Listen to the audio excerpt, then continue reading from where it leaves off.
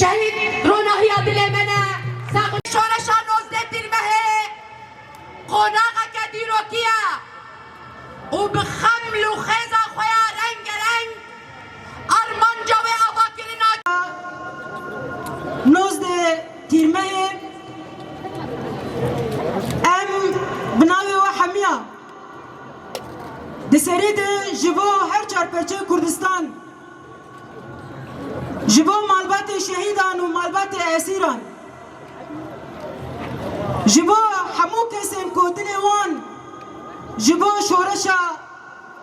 روجاوا آوید لهر در جهانه و بطایبت جبو ریبر آبو گو بفکر و فلسفه خواه بینگه هاوی شورش دانی ام بناوی و حمیه دبیجن شورش آزادی شورش جنان شورش دلان پیروز به پیروز به پیروز به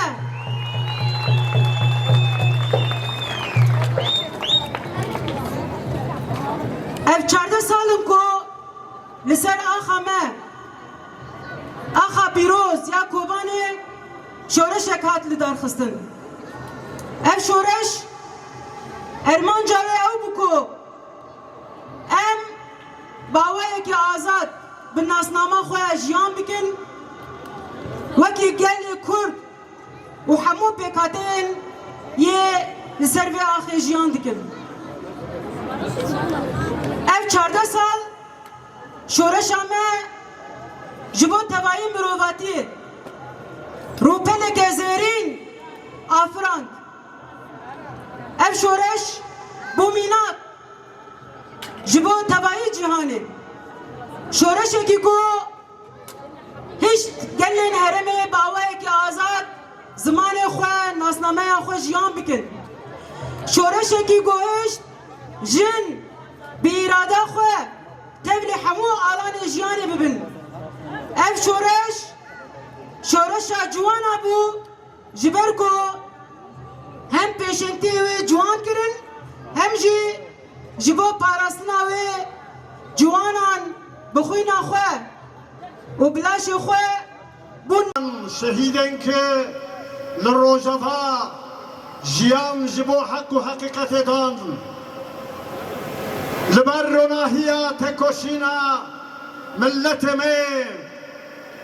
و روجفا و لبر روناهیا و السلاف دکم پیروز و مبارک به سرسلا پیروزباهی روجاوا آزادی حق و حقیقتتینا روجاوا روجهلات و تمامی گردونه را جاری کدن خیرهاتنا سر و سرچاوی مناتنا